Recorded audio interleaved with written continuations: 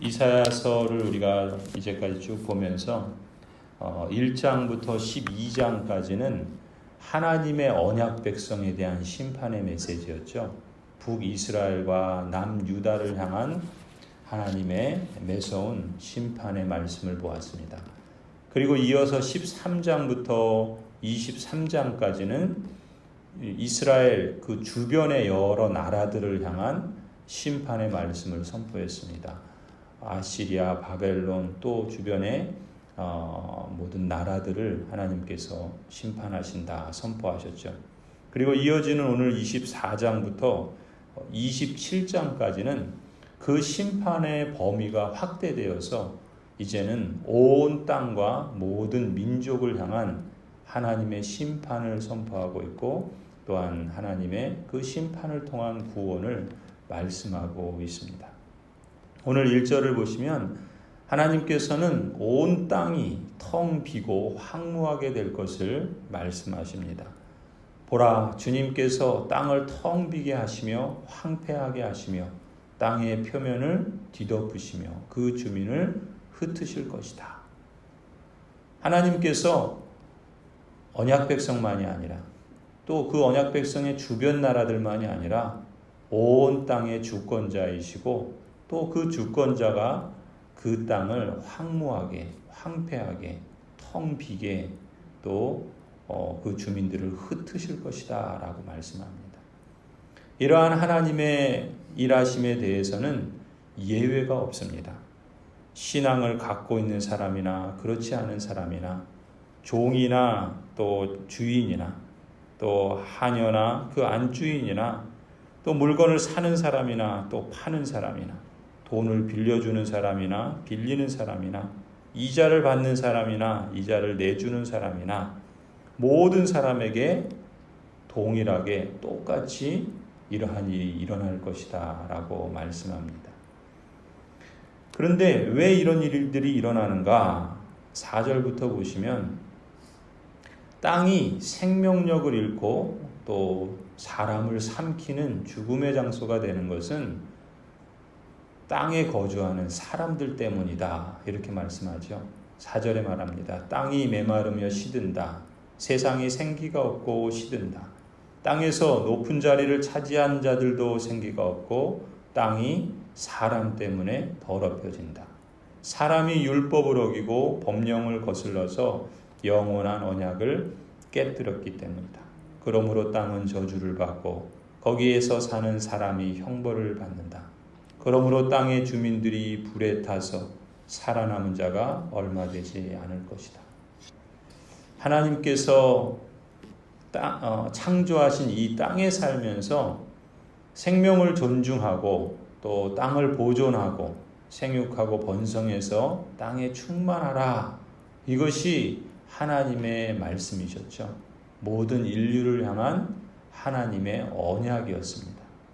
그런데 그 언약을 깨트리고 사람들이 한결같이 탐욕과 또 폭력으로 자기 욕심으로 또 자기 주장으로 땅을 더럽히고 또 하나님의 언약을 깨뜨렸습니다.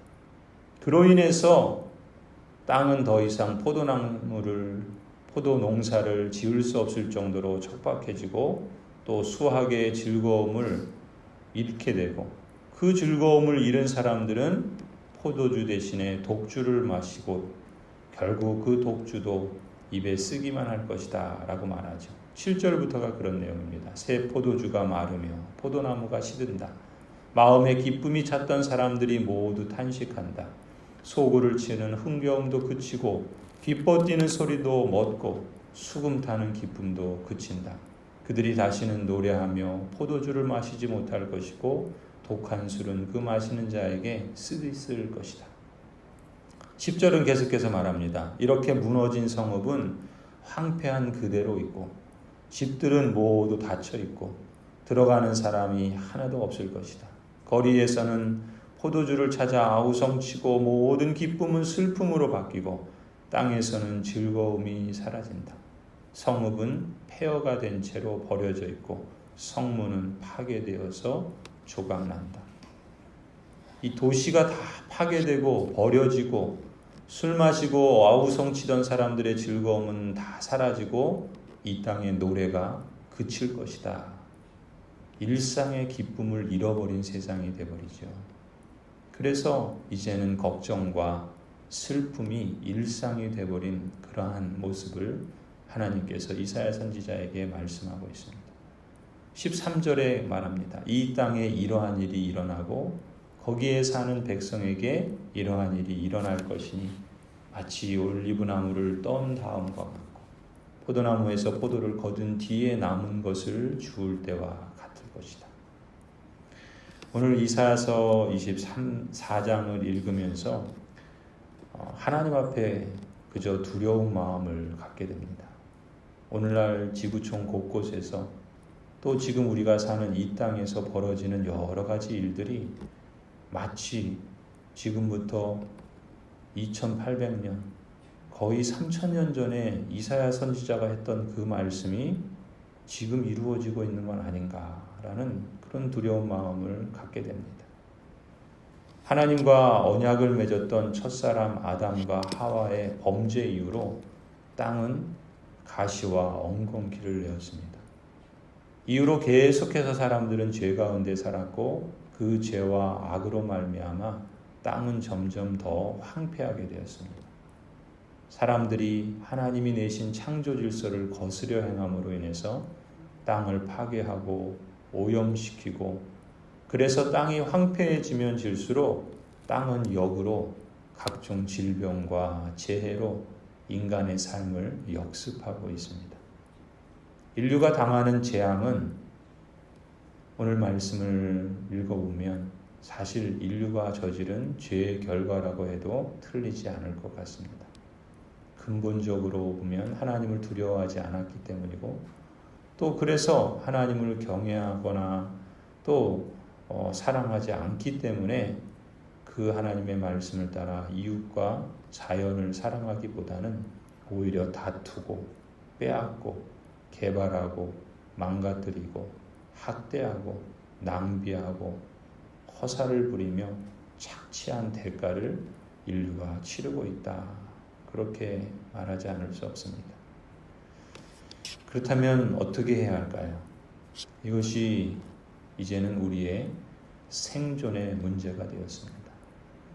필환경이라는 말이 그 소비 추세가 될 것이라는 말을 연주했었는데 이제는 환경이 그저 하나의 선택이 아니라 우리가 살기 위해서는 필수적으로 신경 쓰고 또 행하지 않으면 안 될 만큼 그런 위기 속에서 우리가 살아가고 있고 우리 다음 세대는 더 하겠죠.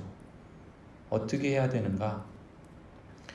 우리가 하나님의 말씀을 보면 전체 인류는 또 인류가 이 땅에서 사는 길은 이제라도 본래의 그 사명으로 돌아가는 것이라 말할 수 있겠죠.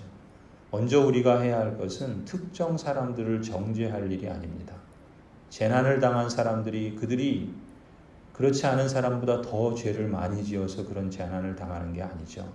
사실 누구나 다 재난을 당할 수 있습니다.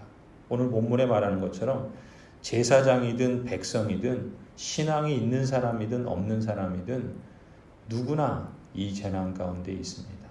신앙이 있다고 죄를 덜 짓는 게 아니고 신앙이 없다고 죄를 더 많이 짓는 게 아니죠. 하나님이 보실 때 우리는 다 모든 인류는 다 죄인입니다.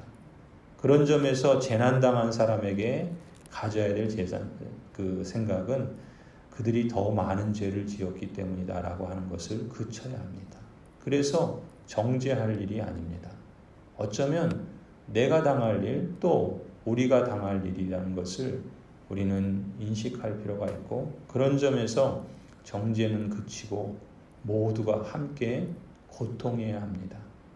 그리고 더 나아가서 우리가 함께 살아갈 수 있는 길들을 찾아야 되겠죠. 당장의 도움이 필요한 사람들에게는 긴급 군환이 필요할 것입니다.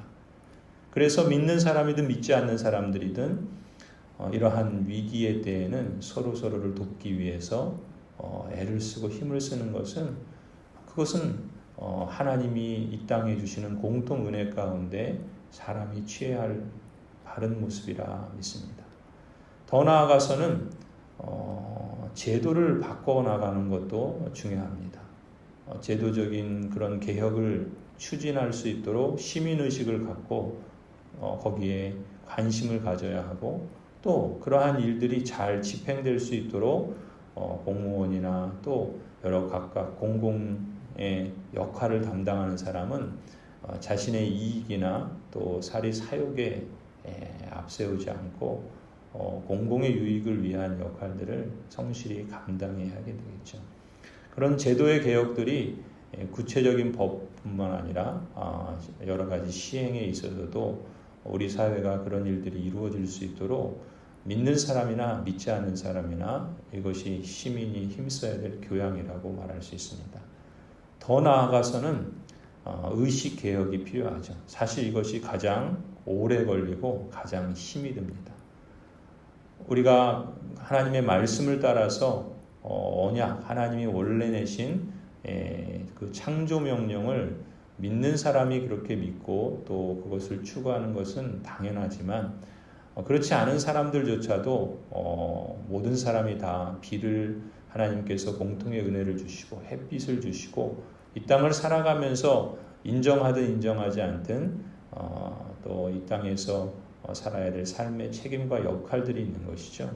특별히 자연을 소중히 여길 뿐만 아니라 환경을 보호하기 위해서 시민으로서 행할 수 있는 그러한 역할들을 시행하는 것은 이제는 너무나도 중요한 과제라고 말할 수 있습니다. 그것은 더 나아가서는 의식이 개혁이 돼야 되겠죠.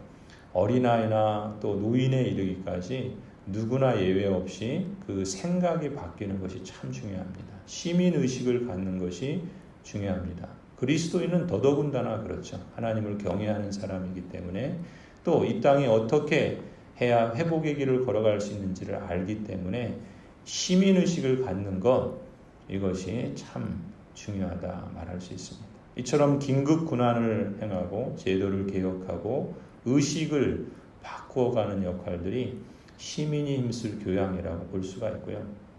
더 나아가 우리 그리스도인들에게는 거기에 부과된 책임도 있죠. 하나님을 믿고 본래의 사명이 무엇인지 깨달은 우리 그리스도인들은 무엇보다 먼저 사랑의 이중계명을 회복해야 할 때라고 말할 수 있습니다. 하나님을 사랑하는 것에 우리가 더 힘써야 되겠죠. 하나님을 경외하고 하나님이 누구신가를 알아가고 하나님을 알아갈수록 하나님 앞에 겸손히 행해야 되고 하나님께서 우리에게 말씀하신 선한 것, 말씀을 따라서 우리가 추구해야 할 것입니다.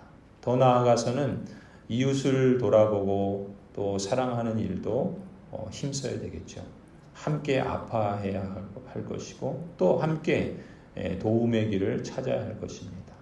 큰 또 모든 문제를 한 사람이 해결할 수는 없지만 한 사람 한 사람들이 함께 길을 찾고 또 도움의 손길들을 내밀고 또 힘을 모으면 또한 회복의 길들이 나타나리라 봅니다. 더 나아가서 우리는 또 하나님 앞에 겸손히 무릎을 꿇어야 할 때입니다.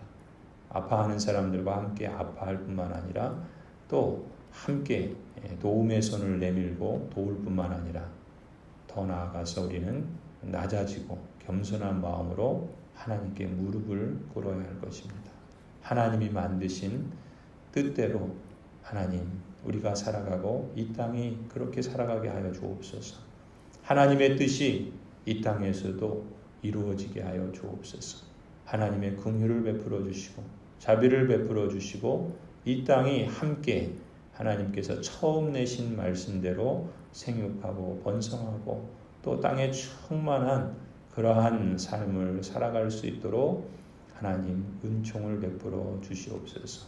죄와 악으로 인한 파괴와 또 깨어짐과 고통의 역사를 약화시켜 주시고 오직 하나님의 구속의 은혜로 이 땅 가운데 참된 생명의 역사가 일어날 뿐만 아니라 하나님의 공통의 은혜를 통하여서 모든 사람들도 보다 나은 삶의 길을 걸어갈 수 있도록 은혜를 허락하여 주옵소서. 무엇보다 예수 그리스도를 믿고 또 회복된 그러한 의식으로 하나님 앞에 살아가는 그러한 은혜를 허락하여 주옵소서. 우리는 끊임없이 우리 자신도 겸손한 마음으로 하나님 앞에 무릎을 꿇어야 할 것이고 또 그렇게 낮아진 마음으로 하나님 앞에서 살아가고자 힘써야 할 것입니다.